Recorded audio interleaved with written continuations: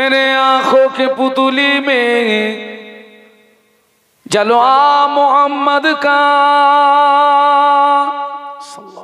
मेरे दिल के आईने में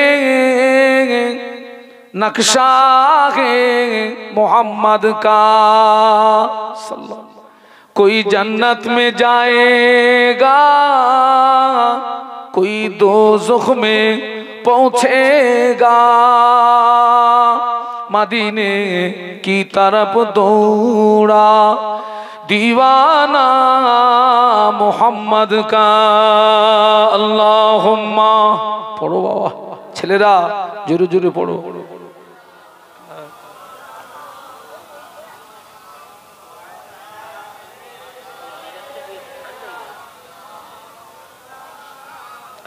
খুব সুন্দর লাগছে, একটু কলেমার জিকির লা ইলাহা ইল্লাল্লাহ, জবান খুলে লা ইলাহা ইল্লাল্লাহ,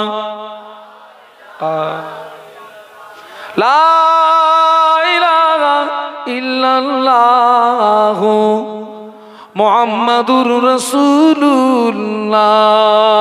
আল্লাহুম্মা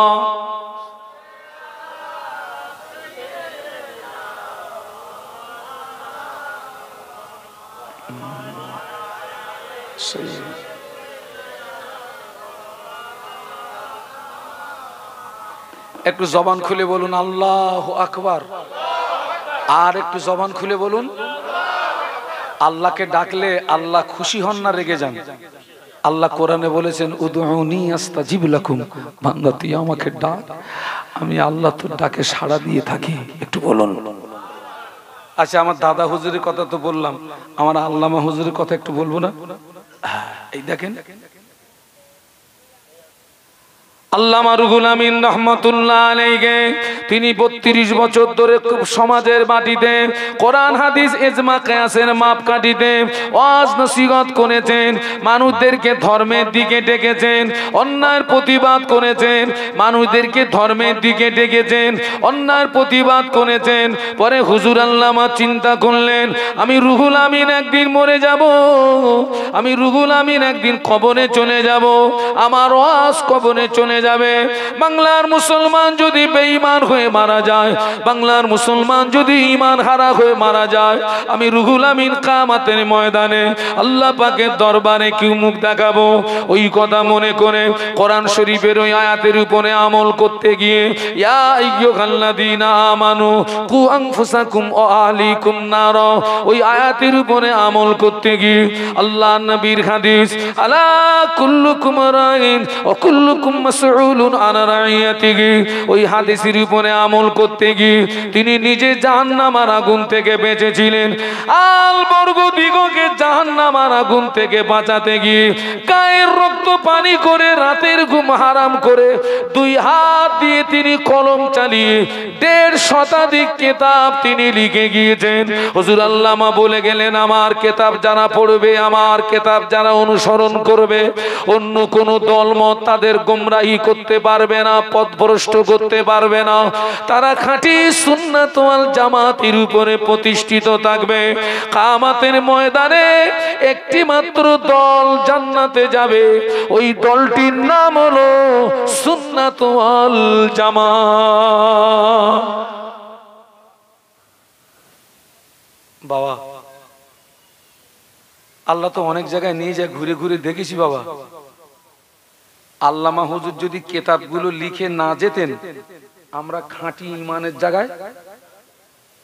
এবং আরো একটা সুসংবাদ দিচ্ছি আপনাদেরকে, আমি বাংলার বাইরে গিয়ে দেখেছি, বাংলার মানুষ যত শরীয়ত জানে আর বাংলার মানুষ যত শরীয়ত মানে, অন্য রাজ্যের মানুষ এত শরীয়ত জানেও না, অন্য রাজ্যের মানুষ এত শরীয়ত মানেও না। এই অবদান আল্লামা হুজুরের কিতাবের অবদান। সুবহানাল্লাহ। হ্যাঁ, আল্লাহ দুবার আমাকে হজ পাকে নিয়ে গেছে। আল্লাহ রে, হজের একটি ফরজ হচ্ছে 9 জিলহজ কিছুক্ষণের জন্য আরাফাতের ময়দানে অবস্থান করাটা ফরজ। আরাফাতের ময়দানে গিয়ে দেখি 100টা হাজির কাছে, 100টা হাজির ভিতরে, বাঙালি হাজির ভিতরে 95টা হাজির কাছে আল্লামা হুজুরের হাজ্জে মাসাইলের কেতাব, একটু জোরে বলো, হুজুরের কেতাব দেখতেছে আর সেই মোতাবেক হজ করতেছে। সুবহানাল্লাহ বলুন। ওনাদের ধান্দা ছিল নিজে বাঁচা, অপরকে, আর আমাদের ধান্দা সাসা সাসা। ওটা কিন্তু ভুল সিদ্ধান্ত।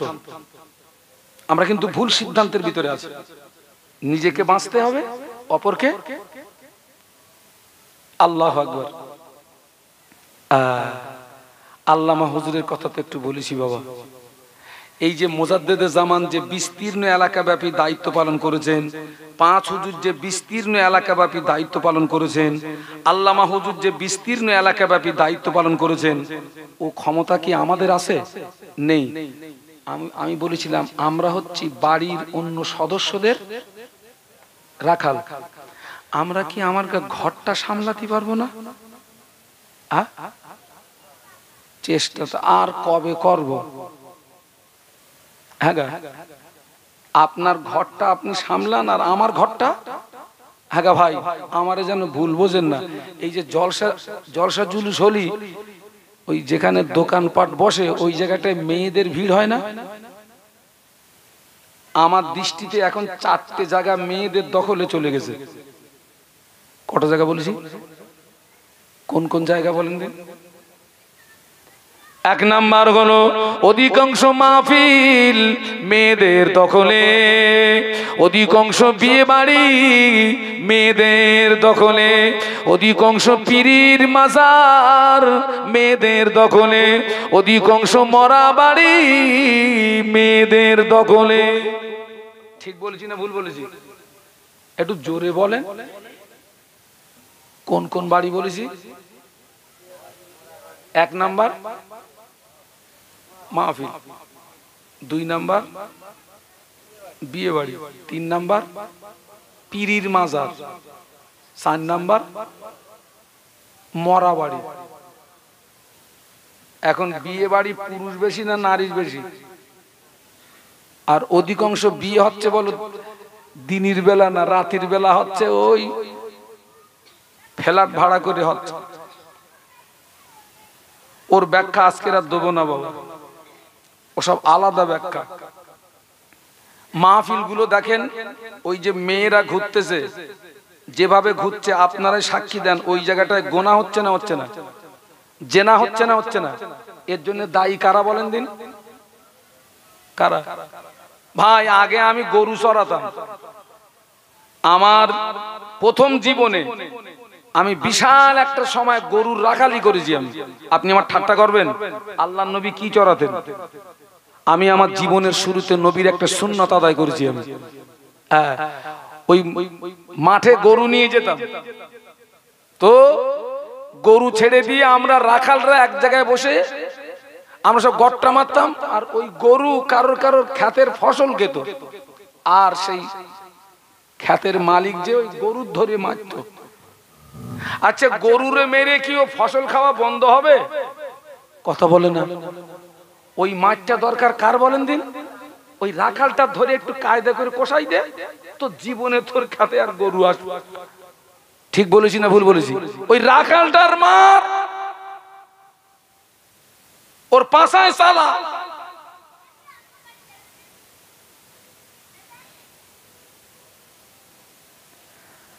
মেয়েদের জন্য একটা প্যান্ডেল থাকে, আমি অনেক জায়গায় কমিটির ছেলেদের পাঠিয়ে দিয়ে বলেছি একটু খবর লেতে একদিন কজন আছে, বলতেছে 3 জন বসে রয়েছে, আর সব হুরিরা সব ঘুরতেছে। আল্লাহ ওদের হেদায়েত নসিব করুন, আল্লাহুম্মা আমিন। 4টে জায়গা মেয়েদের দখলে, অধিকাংশ মাহফিল মেয়েদের দখলে, অধিকাংশ বিয়ে বাড়ি মেয়েদের দখলে, অধিকাংশ পীরের মাজার মেয়েদের দখলে, অধিকাংশ মরা বাড়ি মেয়েদের দখলে। এখন মরা বাড়ি পুরুষের চেয়ে নারী বেশি। আচ্ছা ভাই, ওরা কি জানাজা পড়ে? তো ওরা সব গাড়ি ভাড়া করে কি করতে আসে? একজন বলতেছে হুজুর কান্তি আসে। আমি তোরা কান্তি পারিস নি? এখন কিছু কিছু মরা বাড়ি যাওয়া যাবে না, সব মরা বাড়ি যাওয়া যাবে না। কিছু কিছু মরা বাড়ি আমার দৃষ্টিতে যেন মনে হয় ওটা বিয়ে বাড়ি। ও মুরব্বীরা, আমি শাহানুর আলম একটা সৎ পরামর্শ দিয়ে দিচ্ছি, সব মরা বাড়ি যাওয়া যাবে না। যে মরা বাড়িটা দেখবেন বিয়ে বাড়ির মতো দেখতে, ওই মরা বাড়িটা যাবেন না। সরাসরি জানাজায় যাবেন, জানাজা নামাজ আদায় করে বাগান দিয়ে পালাবেন, মরা বাড়ি যাবেন না। ডাইরেক্ট জানাজায় যাবা, জানাজা পড়ে বাগান দিয়ে পালাবা।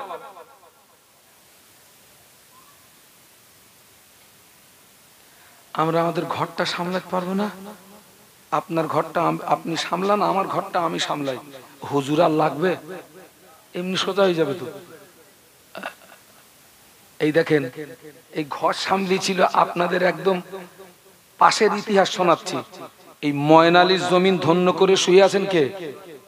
দরগাপুরি বজদুর রহমান দরগাপুরি, যিনি সৌদি আলেমদের সঙ্গে বাহাজ করে সেই বাহাজে জিতে রাজকীয় খানা খেয়ে বাড়ি এসেছিলেন। সুবহানাল্লাহ বলবেন? একটু জোরে বলা যাবে? বাড়ির দ্বারে বলে চিনিনি বাবা, বাড়ির দ্বারে বলে চিনিনি। আল্লাহ নবী ১৫০০ বছর আগে নূরের জবানে বলে গেলেন, মুরু আওলাদাকুম বিসসালাতি ইদা বালাগু সাবান ওয়াদিরিবুহুম ইদা বালাগু আশারান আও কামা ক্বালা আলাইহিস সালাম। আল্লাহ নবী বললেন, তোমার ছেলে মেয়ের বয়স যখন হবে ৭, ওদের নামাজের কথা বলো। ছেলে নামাজ পড়ো, মেয়ে নামাজ পড়ো, ছেলে নামাজ পড়ো, মেয়ে নামাজ পড়ো। ৭ থেকে ১০ পর্যন্ত মুখে মুখে বলো। ১০ অতিক্রম হয়ে গেলে ছেলে যদি নামাজ না পড়ে, মেয়ে যদি নামাজ না পড়ে, আল্লাহ নবী বললেন অদিরিবুহুম, তুমি তাকে মারো। ছেলে মেয়ের কত বছর বয়স থেকে নামাজের কথা বলতে বলেছেন নবী? ৭ থেকে। ও ভাই, ছেলেরে বাপ বলা যায় না? বাপ নামাজটা পড় বাপ। মেয়েরে মা বলা যায় না? ও নামাজটা পড় মা। ৭ থেকে ১০ মুখে মুখে বলুন। ১০ অতিক্রম হয়ে গেলে ছেলে মেয়ে যদি নামাজ না পড়ে, রসুল বলছেন অদিরিবহুম, আমরের সিগা, তুমি ওকে মারো। এই এখানে যারা বসে রয়েছেন, ওই ১০ বছরের ছেলে মেয়ের নামাজের কথা বলেছেন। ৭ থেকে ১০, ১০ অতিক্রম হয়ে গেছে, ও পড়িনি বলে কান সারা বেড একটা দাবড়া মেরেছেন, একটা হাত তোলেন দিন। আমার কথা আমি কি ইংরাজিতে বলতেছি না বাংলায় বলতেছি? আমার কথা বুঝতে পেরেছেন? একটা হাত তোলেন দিন একটু দেখি। একজন বলতেছে, হুজুর তুমি তো তোমার মতো নজ করতেছো, ও ছেলের নামাজের কথা বললি ওজন রোকে। আমি চাচা ছেলের বয়স কত? তো বলছে ৩০ বছর। আমি বলতেছি ও তো রুকেছে, তোমার মারিনি, কপাল ভালো, তোমার উপরে মার ফরজ, সুন্নত না নফল না। হুজুর এত বড় কথা?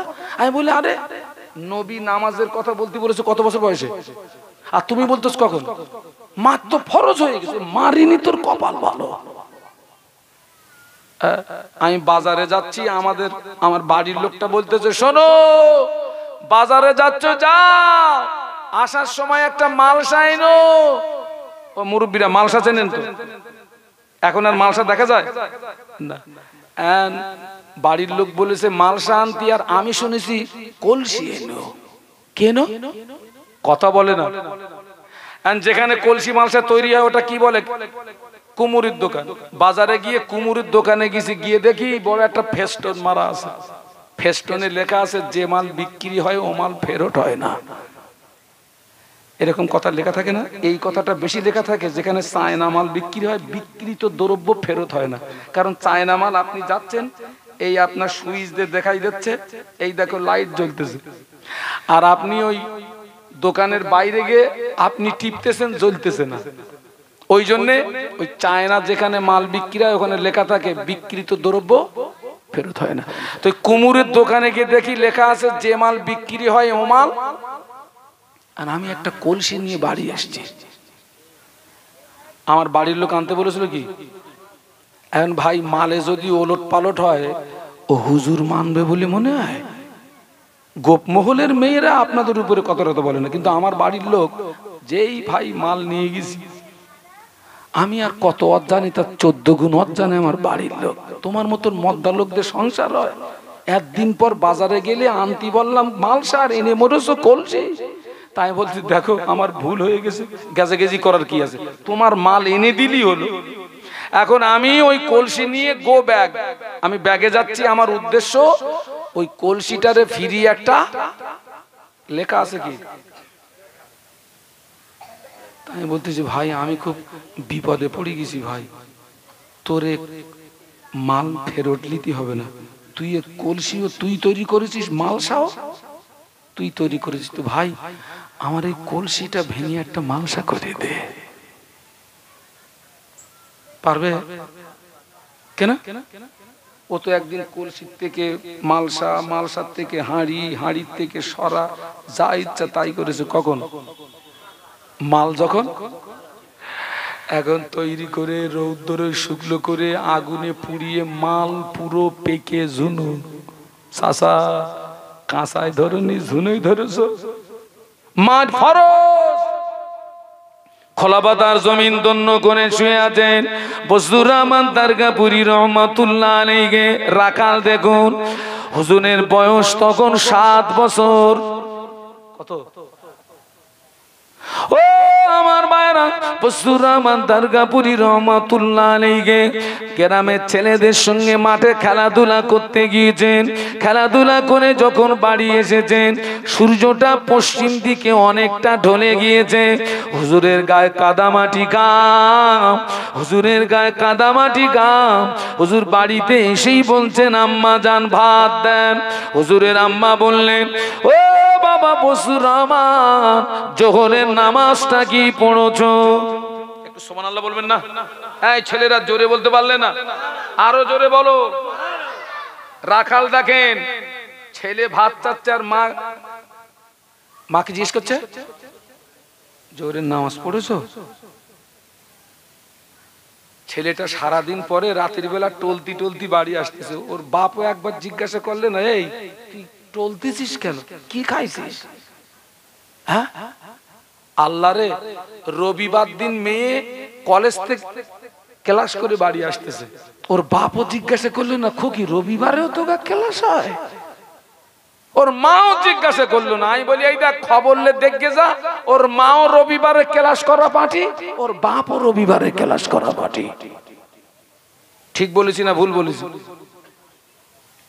মা বলছে নামাজ পড়েছো বেটা? হুজুর বলেছিলেন না আম্মা, আমার জোহরের নামাজটা পড়া হয় নাই। হুজুরের আম্মা জান বলেছিলেন, ও বাবা বজলুর রহমান, তুমি কি জানো না তোমার মা কোনো বেনামাজিকে ভাত দেয় না? একটু বলুন আল্লাহু আকবার, আর একটু জোরে বলুন। রাখাল দেখেন, রাখাল দেখেন, জমিন যদি ভালো হয় গাছ ভালো হবে, গাছ যদি ভালো হয় ফল ভালো হবে, জমিন যদি ভালো হয় গাছ ভালো হবে, গাছ যদি ভালো হয় ফল ভালো হবে। মুজাদ্দেদে জামান আল্লাহর ওলি, তার 5 কলিজার টুকরা, তানারাও আল্লাহর ওলি। জোরে বলতে পারলে না?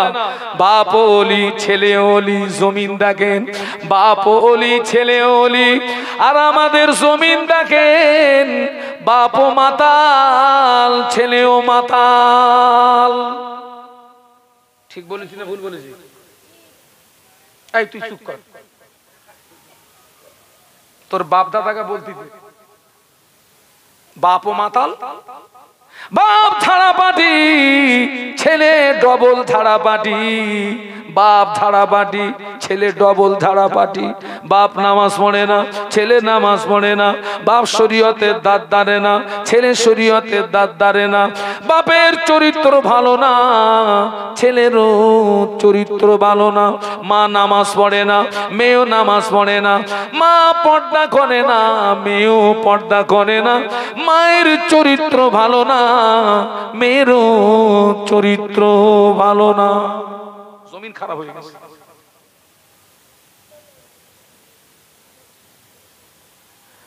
হুজুরের আম্মা বললেন, বাবা জানো না তোমার মা কোনো বেনামাজিকে ভাত দেয় না? আল্লাহ নবী কলেমা প্রচারে বেরিয়ে পড়েছেন। ওই রকম সুযোগে আবু জাহাল, আবু লাহাব, উতবা, সাইবা, ওরা আবু জাহাল, আবু লাহাব, উতবা, সাইবা ওরা এসে আবু তলেবের কাছে এসে বলল, আবু তলেব তোমার ভাইপোকে বলো না, তোমার ভাইপো যদি মক্কার নেতা হতে চায় আমরা তাকে নেতা বানিয়ে দেবো। তোমার ভাইপো যদি মক্কার সবচেয়ে বড় ধনী হতে চায় আমরা তাকে ধনী বানিয়ে দেবো। তোমার ভাইপো যদি মক্কার সবচেয়ে সুন্দরী নারী পেতে চায় আমরা তাকে সুন্দরী নারী দেব, তবে শর্ত হলো কলেমা প্রচারটা যেন না করে।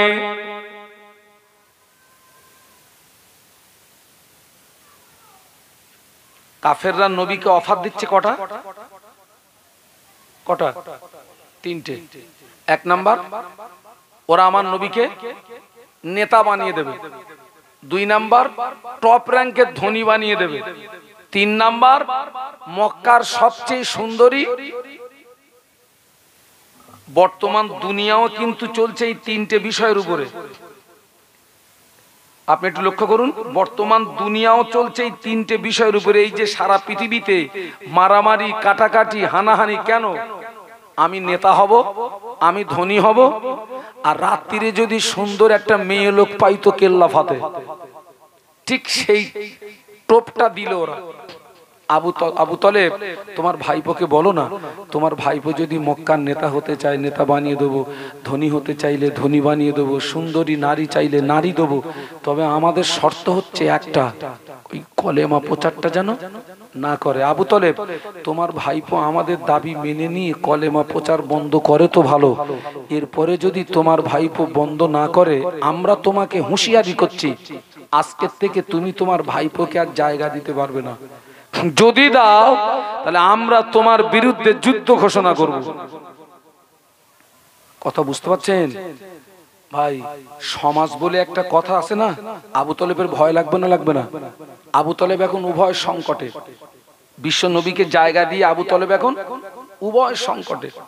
ওরা পরিষ্কার বলছে, এরপরে যদি তুমি তোমার ভাইপোকে জায়গা দাও আমরা তোমার বিরুদ্ধে যুদ্ধ ঘোষণা করব।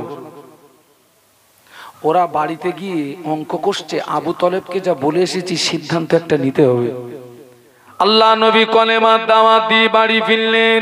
আবু তলেব আমার নবীকে একটি নির্জন কক্ষে ডেকে নিয়ে বললেন, বাবা মুহাম্মদ তোমার জন্য খুশির সংবাদ। আল্লাহ নবী মনে করলেন কোন বেঈমান বলে হয় ইসলাম গ্রহণ করেছে। বাবাজি, একটা কাফের যদি ইসলাম গ্রহণ করে আল্লাহ নবীর বুকটা যেন 50 হাতের মতো লম্বা হয়ে যেত। মহব্বতে বলতে পারলেন না? একটা কাফের ইসলাম গ্রহণ করলে নবীর মনটা আনন্দে ভরে উঠত। একজন আমার রাসূল বললেন, চাচা যান, কি খুশির সংবাদ। আবু তলেব বলে, বাবা মক্কার বিশিষ্ট ব্যক্তিরা আমায় বলে গেল তুমি যদি মক্কার নেতা হতে চাও তারা তোমায় নেতা বানিয়ে দেবে, ধনী হতে চাইলে ধনী বানিয়ে দেবে, সুন্দরী নারী চাইলে নারী দেবে, তবে শর্ত হলো বাবা কলেমা প্রচারটা করা যাবে না। আল্লাহ নবী বললেন, না ও চাচা যান, আপনি ওদের বলে দিন যদি ওদের দাঁড়াতে সম্ভব নয়, ওরা যদি আমার এক হাতে আসমানের চাঁদ এনে দেয়, অপর হাতে যদি আসমানের সূর্য এনে দেয়, এক হাতে আসমানের চাঁদ অপর হাতে যদি আসমানের সূর্য এনে দেয়, তথাপিও মুহাম্মদ আল্লাহর দেওয়া দায়িত্ব কলেমা প্রচারটা বন্ধ করতে পারবে না। যদি বলতে পারলেন না, মহব্বতে বলতে পারলেন না? ওরা আমাকে নেতা বানিয়ে দেবে, ধনী বানিয়ে দেবে, সুন্দরী নারী দেবে, ও মামুলি ব্যাপার। চাচা ওদের বলে দেন যদি ওদের দ্বারাতে সম্ভব নয়, এক হাতে আসমানের চাঁদও যদি এনে দেয়, অপর হাতে আসমানের সূর্যও যদি এনে দেয়, তথাপিও মুহাম্মদ আল্লাহর দেওয়া দায়িত্ব থেকে কিঞ্চিত পরিমাণে দূরে সরে যাবে না। এর নাম নবী, এর নাম কি? আবু তলেব বলছে, বাবা তুমি যদি তোমার দায়িত্ব থেকে সরে না আসো তাহলে মনে হয় আজকের থেকে আমি তোমাকে আর। বাবা ন্যায়ের উপরে দাঁড়িয়ে থাকাটা সহজ না কঠিন?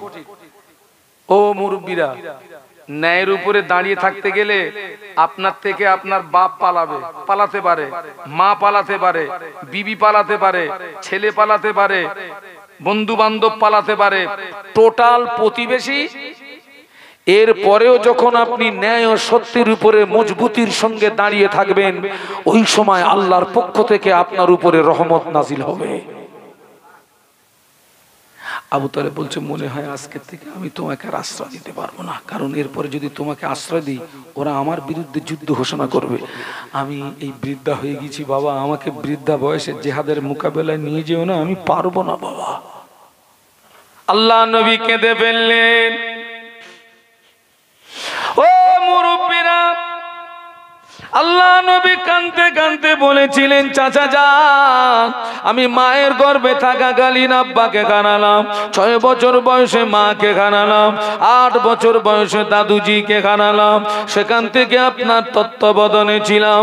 চাচা যান, সারাদিন মক্কার মানুষেরা আমায় কত গালি দেয়, সারাদিন মক্কার মানুষেরা আমায় কত দুচ্চাই করে, সারাদিন পরে আমি যখন আপনার কাছে ফিরে আসি, আপনি আমাকে একবার মুহাম্মদ বলে ডাকার সঙ্গে সঙ্গে সারা দিনের কষ্ট নিবারণ হয়ে যায়, সারা দিনের কষ্ট মুছে যায়। ও চাচা যান, আজকে যদি আপনি আমাকে আশ্রয় না দেন, জায়গা না দেন, আমি মুহাম্মদ এটি জানবো, পৃথিবীর জমিনে মুহাম্মাদের পাশে দাঁড়ানোর মতো কেউ নাই, পৃথিবীর জমিনে মুহাম্মাদের আহা বলার মতো কেউ নাই, পৃথিবীর জমিনে মুহাম্মাদের চোখের পানি দেখার মতো কেউ নাই। ও চাচা যান, আপনি আমাকে জায়গা দেবেন কিনা ওটা আপনার ব্যক্তিগত ব্যাপার, তবে আপনি আমাকে জায়গা দেন আর না দেন, আমি মুহাম্মদ আল্লাহর দেওয়া দায়িত্ব, আমি কলেমা প্রচারটা বন্ধ করতে পারবো না। আর একটু জোরে বলা যায় না?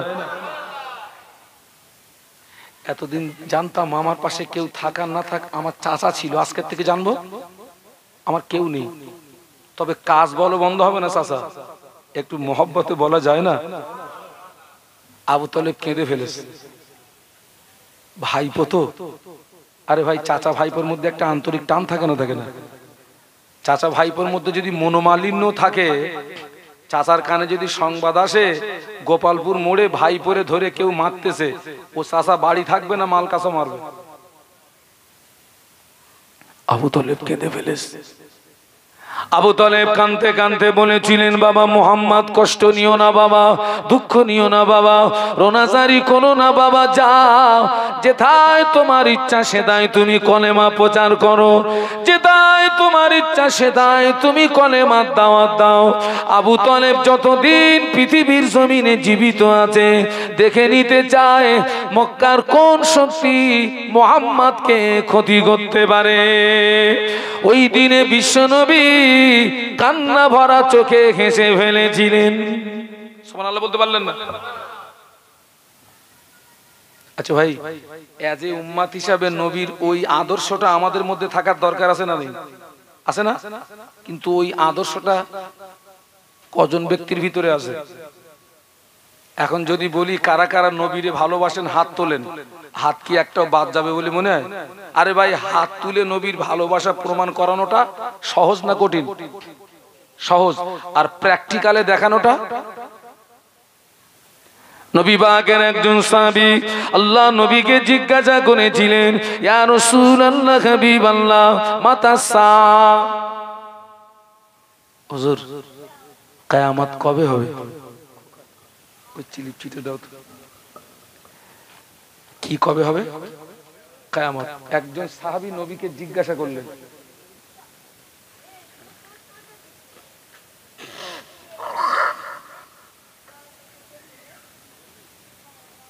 একজন সাহাবী নবীকে জিজ্ঞাসা করছেন, হুজুর কিয়ামত কবে হবে?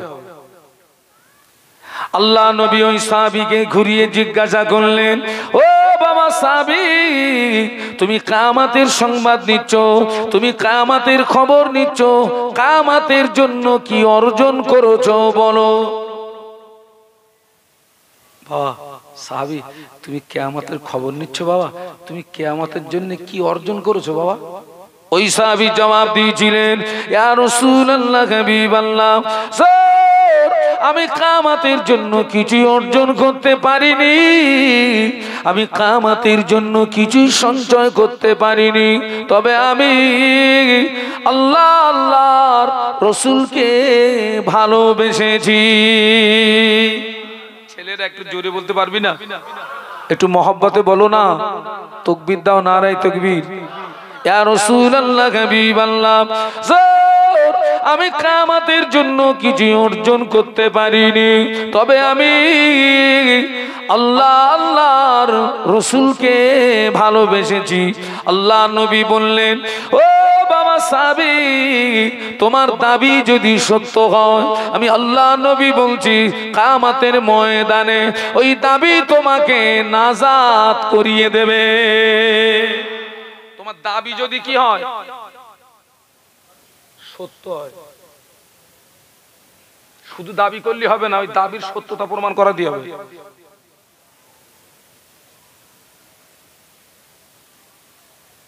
আল্লাহর নবী মক্কাবাসীদের উপকার করছিলেন না ক্ষতি করছিলেন? ওরা তো জাহান্নামার ভিতরে পড়ে হাবুডুবু খাচ্ছিল। আল্লাহ রাসূল সাল্লাল্লাহু আলাইহি ওয়াসাল্লাম ওদেরকে জাহান্নামার ভিতর থেকে হাত ধরে টেনে তুলে জান্নাতের রাস্তা দেখাচ্ছিলেন। এই অপরাধে নবীকে 13 বছর মার খেতে হলো মক্কার জমিনে। কত বছর বাবা? 13 বছর মার খেতে হলো, দান দান শহীদ হলো, গায়ের রক্ত দিতে হলো, চোখের পানি দিতে হলো, শেষ পর্যন্ত জন্মভূমিটা ছেড়ে দিয়ে মদিনায় চলে যেতে হলো। কিন্তু এর পরেও কি বিশ্বনবী আল্লাহর দেওয়া দায়িত্ব থেকে এড়িয়েছিলেন? তাহলে উম্মাত হিসাবে নবীর ওই আদর্শটা আমার ভিতরে যেমন থাকা প্রয়োজন, আপনাদের ভিতরে থাকাটা তেমন। আচ্ছা, ওটা ওই পর্যন্ত থাক। আমি মাযহাবগত দিক দিয়ে হানফি মাযহাবের মানুষ, আপনারাও তাই। আর আমি সিলসিলাগত দিক দিয়ে ফুরফুরা শরীফের মুজাদ্দিদে জামান দাদা হুজুর পীর কিবলা রহমাতুল্লাহ আলাইহির সিলসিলার একজন নগণ্য খাদেম। আপনারা নিশ্চয়ই আমার মুজাদ্দিদে জামানের ভক্ত মানুষ তো নাকি? আমাকে একটু দু হাত তুলে দেখান তো একটু, আমার দাদু হুজুরের ভক্ত কারা? আমার হাত কি ব্যাকা? একদম সোজা করেন, এটা কিন্তু আল্লাহর দরবারে ছবি হচ্ছে।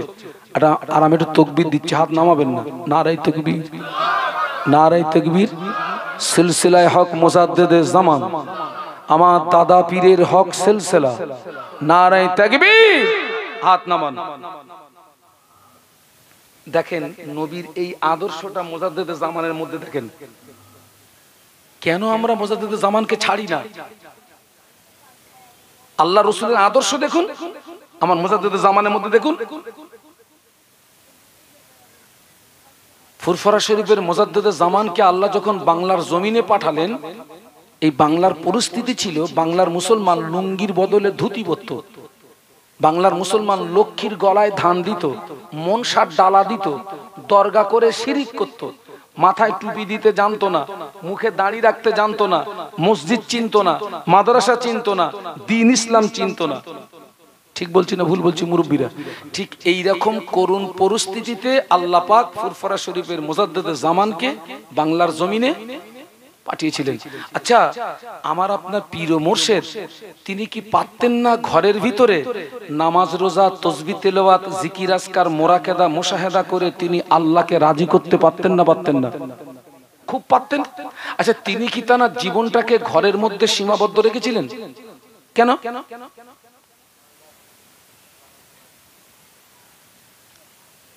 ফুরফুরা শরীফে মুজাদ্দিদুজ্জামান আমির শরিয়াত কুতুবুল আলম দাদা হুজুর পীর কিবলা রহমাতুল্লাহ আলাইহি চিন্তা করেছিলেন, আমি আবু বকর আমি যদি ঘরের ভিতরে নামাজ রোজা তাসবিহ তেলাওয়াত জিকির আজকার মোনাকাদা মুশাহাদা করে যদি কাটিয়ে দিই, বাংলার মুসলমান যদি ঈমান খারাপ হয়ে মরে যায়, বাংলার মুসলমান যদি বেঈমান হয়ে মরে যায়, আমি আবু বকর কিয়ামতের ময়দানে কি মুখ দেখাবো?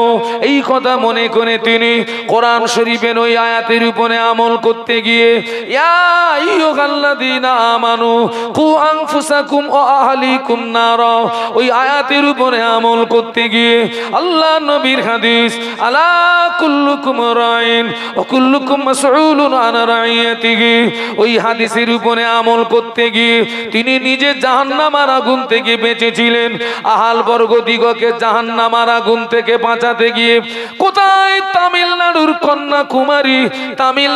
কন্যাকুমারী থেকে শুরু করে বাংলাদেশের বরিশাল, কোথায় তামিলনাড়ুর কন্যাকুমারী, কোথায় বাংলাদেশের বরিশাল, কখনো পায়ে হেঁটে, কখনো গরুর গাড়িতে চেপে, কখনো পালকিতে চেপে, কখনো পায়ে হেঁটে, কখনো গরুর গাড়ি, কখনো পালকিতে চেপে এই বিস্তীর্ণ এলাকা ভাবি গায়ের রক্ত পানি করে, বাবাজি গায়ের রক্ত পানি করে, রাতের ঘুম হারাম করে দুই হাত দিয়ে বাংলার জমিন থেকে শিরিক বিদআতকে উৎখাত করে তিনি বাংলাকে একটি গোলাপ ফুলের বাগান তৈরি করেছিলেন। আজ আমাদের মাথায় টুপি, আমাদের মুখে দাড়ি, আমরা মসজিদ চিনেছি, মাদ্রাসা চিনেছি, দিন ইসলাম পেয়েছি, অবদান হলো ফুরফুরা শরীফে মুজাদ্দেদে জামানের অবদান, এ অবদান হলো তার 5 কলিজার টুকরা হুজুর দিগের রেখে যাওয়া অবদান, এ অবদান হলো তার প্রধানতম খলিফা বসিরহাটের আল্লামা হুজুরের দুহাত দিয়ে লিখিত কেতাবেরই অবদান। আরো জোরে বলুন, কেন আমরা দাদা হুজুরকে ছাড়ি না? কেন আমরা 5 হুজুরকে ছাড়ি না? কেন আমরা আল্লামা হুজুরকে ছাড়ি না? নবীর আদর্শটা তানাদের ভিতরে বিদ্যমান। তিনি খুব পারতেন ঘরের ভিতরে বিবি ছেলে বাচ্চা নিয়ে আনন্দে জীবন যাপন করবেন। ছুটেছেন কোথায় বলেছি? তামিলনাড়ুর কন্যাকুমারী টু। আল্লাহ আমাকে তামিলনাড়ু সফর করিয়েছেন, দমদম এয়ারপোর্ট থেকে চেন্নাই এয়ারপোর্ট 2 ঘন্টা সময় লাগে প্লেনে। আল্লাহ আমাকে বাংলাদেশ সফর করিয়েছেন,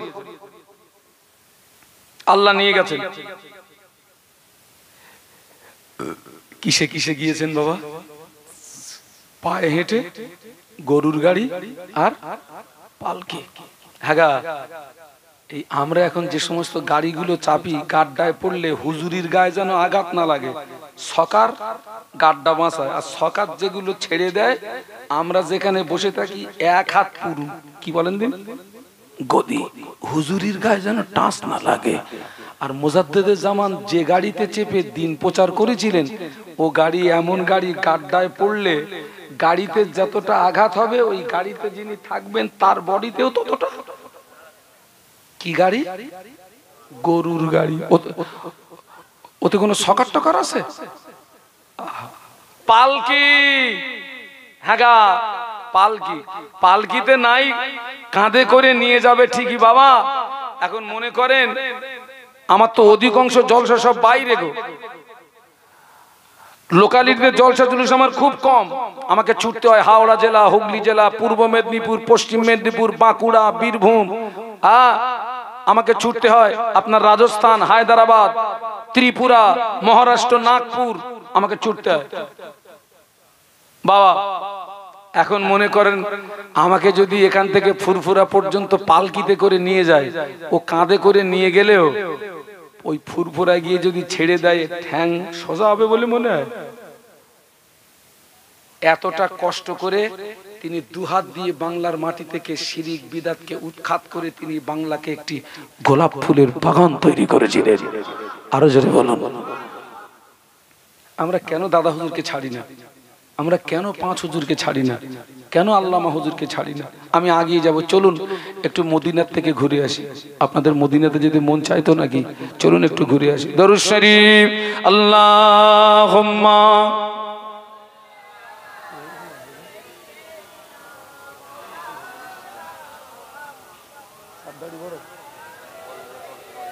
বিশ্ব নবীকে আল্লাহ যখন পাঠাচ্ছেন, ওই সময় মক্কার গুন্ডা বাহিনী ছিল কারা? আবু জাহাল, আবু লাহাব, ওতবা, সায়েবা। এদের নাম শুনে যেন হালকা পাতলা মনে করবেন না বাবা। আবু জাহালের ভয়ে মক্কার মানুষরা থরথর করে কাঁপতো। তার মানে একটি প্রতিষ্ঠিত রাজ ক্ষমতার বিরুদ্ধে আমাদের নবী একা। একটু সুবহানাল্লাহ বলবেন, একটু মহব্বতে বলবেন। বিশ্ব নবী মায়ের গর্ভে আব্বাকে হারালেন, 6 বছর বয়সে মাকে হারালেন, 8 বছর বয়সে দাদুকে হারালেন। বিশ্বনবীর দাদুজি ইন্তেকালের পরে বিশ্বনবীর দেখাশোনার দায়িত্ব নিলেন চাচা আবু তলেব। কোন চাচা? আর আবু তলেব হলেন ওই জমানার কাবার মোতাওয়াল্লি। আপনাদের মসজিদের একজন মোতাওয়াল্লি আছে না? তো আবু তলেব হলেন ওই জমানার কাবার মোতাওয়াল্লি, যিনি হচ্ছেন হাসিম বংশের নেতা, যিনি একজন সম্মানীয় ব্যক্তি।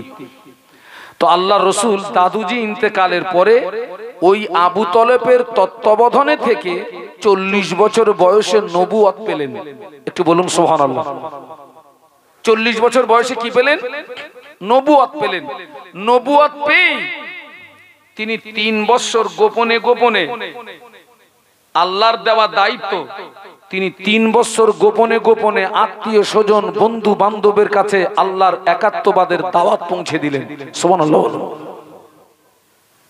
নবুয়ত পেয়ে কিন্তু কাজ শুরু করে দিয়েছেন, বসে নেই। সুবহানাল্লাহ বলবেন না? কাজ দেওয়া দায়িত্ব পালন করছেন নবী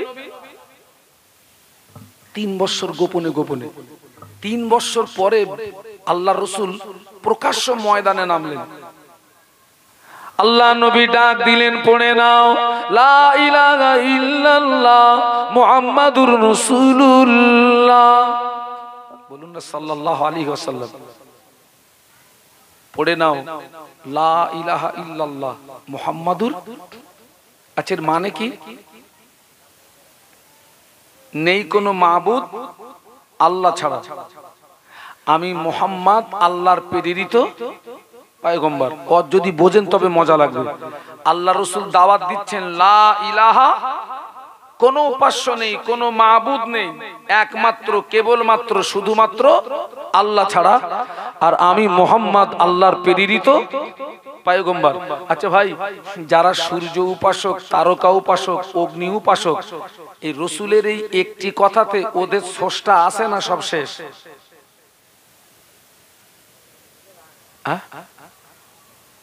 না বুঝতে পারেন? আল্লাহর রসুল যে বলছেন লা ইলাহা ইল্লাল্লাহ, কোনো মাবুদ নেই কে ছাড়া? আল্লাহ ছাড়া। তাহলে যারা সূর্য উপাসক, যাদের স্রষ্টা সূর্য, যাদের স্রষ্টা তারকা, যাদের স্রষ্টা আগুন, ওদের সে স্রষ্টা আছে না শেষ? নেই, শেষ।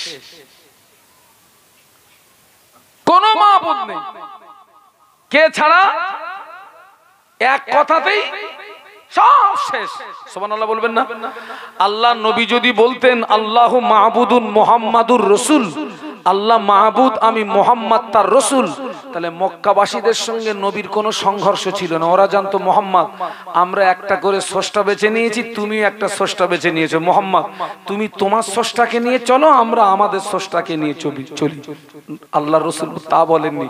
রসুল বলেছেন কোনো মাহবুদ নেই, কোনো আইনদাতা নেই, বিধানদাতা নেই, হুকুমদাতা নেই, একমাত্র কেবলমাত্র আল্লাহ ছাড়া, আমি মুহাম্মদ আল্লাহর প্রেরিত পয়গম্বর। একটু জোরে বলুন। আল্লাহ নবী যখন প্রকাশ্য কলেমার দাওয়াত দিতে লাগলেন, দেখতে পাওয়া যায় কুফারে কুরাইশদের ভিতর থেকে 2 পাঁচজন করে তারাও আল্লাহ নবীর কাছে গাতি ইমানের কলেমা পড়ে তারাও মুসলমান হয়ে যায়। একটু মহব্বতে বলতে পারলেন না? বিশ্ব নবী প্রকাশ্য দাওয়াত দিচ্ছেন, আর কুফারে কুরাইশদের ভিতর থেকে 2-5 করে তারাও প্রকাশ্য ইসলাম গ্রহণ করছে। সুবহানাল্লাহ বলুন।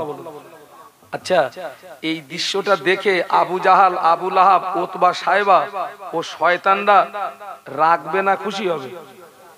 তো আজকের এখানে এসছি, এই গোপমহলের এই জলসা কমিটির ছেলেরা স্টেজ থেকে নামার পরে ওরা আমারে বাড়ি যেতে দেবে না।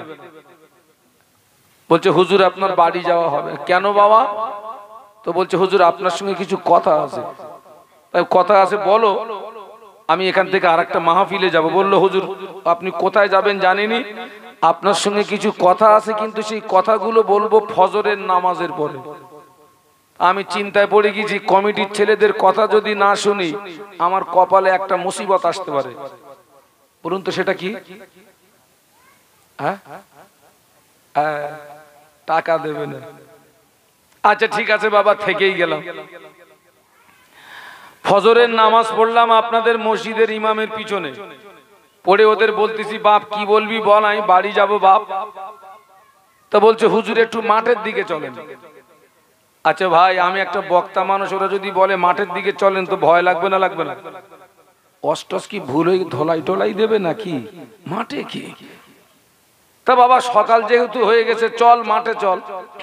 মাঠে গিয়ে দেখি কমিটির ছেলেরা দুই গরুর ঘাড়ে জোয়াল লাগিয়ে নাঙল রেডি করে রেখেছে। আপনারা নাঙল চেনেন তো? এই খোকা তোরা এখানে আসবেনি? এই দেখ তোকা দুটো পায়ে ধরে বলতেছি আয়, এই জায়গায় আয়, পায়ে ধরে বলতেছি আয় আয়।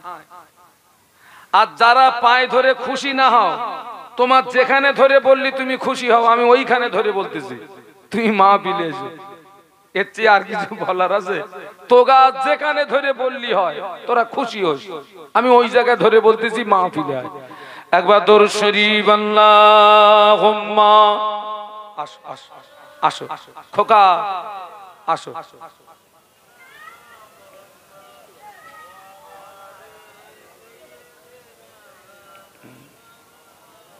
একটু সবাই জবান খুলে বলুন তো আল্লাহু আকবার। না হয়নি। এই যে প্যালেস্টাইন ভার্সেস ইসরায়েল একটা যুদ্ধ হচ্ছে না? ইসরায়েল হচ্ছে একটা বেজম্মা রাষ্ট্র, ও রাষ্ট্রটাও বেজম্মা, আর ওই রাষ্ট্রের প্রেসিডেন্ট যে সেও হচ্ছে বেজম্মা। তো এই যে প্যালেস্টাইনের স্বাধীনতা সংগ্রামী যোদ্ধা যারা, কি নাম জানেন আপনারা? হামাস। এদের জন্য দোয়া করবেন। এরা যখন ওই ইসরায়েলের ট্যাঙ্কগুলোকে যখন ধ্বংস করে দিচ্ছে, অটোমেটিক ওদের জবান থেকে বেরিয়ে যাচ্ছে আল্লাহু আকবার। আমরা কি সে আওয়াজ একটু দিতে পারবো না? একটু বলুন না আল্লাহু আকবার। আর একটু জবান খুলে বলুন আল্লাহু আকবার। যেন ভুলবেন না, অযোগ্য ব্যক্তির হাতে দায়িত্ব তুলে দিলে সমাজের কি ক্ষতি হতে পারে তার দৃষ্টান্ত দিচ্ছিলাম। এই ছেলেরা টেনে আমার নিয়ে গেছে কোথায়? মাঠে। মাঠে গিয়ে দেখি দুই গরুর ঘাড়ে জোয়াল লাগিয়ে নাঙল। কি ব্যাপার খোকা? তা বলছে হুজুর শুনেছি আপনি দুবার হজ করেছেন। আল্লাহ আমার দুবার হজে নিয়ে গেছে, আর এখান থেকে 3 মাস আগে আল্লাহ একটু আমাকে ওমরায় নিয়ে গেছিলেন। তা বলছে হুজুর আপনি হাজী সাহেব মানুষ, আবার আপনি আলেম মানুষ, আবার আপনি অসুস্থ মানুষ, অসুস্থ ব্যক্তির দোয়া কবুল হয়। তো হুজুর আমরা নিয়ত করেছি এই আপনার দিয়ে যদি নাঙল চষিয়ে ওই জমিতে ফসল দেওয়া হয় তো ফসলে বরকত হবে। তো হুজুর নিয়ত করেছি আপনার দিয়ে একটু নাঙল চষাবো। 11 বছর পড়াশুনো করে কিঞ্চিত অজ করার যোগ্যতা অর্জন করেছি, কিন্তু নাঙল চষার কাণ্ঠজ্ঞান আমার, আমি ওই জায়গাটায় যোগ্য না অযোগ্য? আমি বলছি খোকা আমি তো জীবনেও কাজ করিনি বাপ। তা বলতেছে হুজুর ও বললি হবে না, নিয়ত করেছি আপনাদের কাজটা করাবো, করলে ফসলে কি হবে? বরকত। মানে আমি তো পারবো না, কমিটির ছেলেরা তো শুনবে না। ওই নাঙলের যেটা ধরে ওটার নাম কি? মুটে। ওরা ওই মুটেটা আমার হাতের ভিতরে দিয়ে আর সাইডে দাঁড়িয়ে তামাশা দেখতেছে, হুজুর কাজ করে দেন। আচ্ছা ভাই, আনেংলার হাতে যদি নাঙল তুলে দেওয়া হয় ও গরু বাঁচবে বলে মনে হয়? ঠিক ততই বছর অযোগ্য ব্যক্তির হাতে দায়িত্ব তুলে দিলে ওর দ্বারাতে সমাজের উপকার হওয়ার তুলনায় আমার যদি ওয়াজ করার কাণ্ঠজ্ঞান না থাকে, কোরআন হাদিসের সামান্যতম জ্ঞান যদি আমার ভিতরে না থাকে, আপনি যদি আমার এই চেয়ারে বসিয়ে দেন, আমি তো উদর শাল বুদর ঘাড়ে লাগাবো, আপনাদের ইমানে ফাল মেরে বাড়ি যাব। কোথায় ফাল মারবো? আপনাদের ইমানে ফাল মারবো আমি। আমার যদি নামাজ সংক্রান্ত মাসলা মাসাইলের কাণ্ঠজ্ঞান না থাকে, আপনি যদি আমাকে ইমামের গদিতে দাঁড় করিয়ে দেন, আমারও নামাজ শেষ, মুসল্লিদেরও নামাজ। আজকের লক্ষ্য করে দেখুন, প্রতিটি স্তরে স্তরে বক্তা সমাজ বলুন, মাস্টার সমাজ বলুন, ডাক্তার সমাজ বলুন, প্রতিটি স্তরে স্তরে যোগ্য ব্যক্তির তুলনায় অযোগ্য ব্যক্তির হাতে দায়িত্ব উঠে যাওয়ার কারণে এই সমাজ পদস্খলন হওয়ার এক নাম্বার কারণ। আপনি জানেন তাম পৃথিবীর জমিনে আল্লাহ পাক যত নবী রসুল পাঠিয়েছেন, কোন নবী এবং রসুলকে আল্লাহ পৃথিবীতে অনার্থক পাঠাননি। প্রত্যেকটা নবী রসুলের উপরে আল্লাহ দায়িত্ব দিয়ে পাঠিয়েছেন। নবীদের দায়িত্ব কি? নবীদের দায়িত্ব হলো আল্লাহ যে যুগে যে নবীকে পাঠিয়েছেন সেই নবীর এক নাম্বার দায়িত্ব হচ্ছে সেই যুগের মানুষের কাছে আল্লাহ পাকের একাত্মবাদের দাওয়াত পৌঁছে দেওয়া। একটু সুবহানাল্লাহ বলুন। এবং এই দায়িত্ব প্রত্যেকটা নবী রাসূল যথাযথ পালন করেছিলেন না করেননি? করেছিলেন। এবং আরো একটা বিষয় জানুন, টোটাল নবীদের দাওয়াত কিন্তু একটা, সব নবীর দাওয়াত এক। বলুন তো সেটা কি? লা ইলাহা, লা ইলাহা। আল্লাহ নবী ইব্রাহিম খলিলুল্লাহ কওমের মানুষের কাছে দাওয়াত দিলেন, পড়ে নাও লা ইলাহা ইল্লাল্লাহ।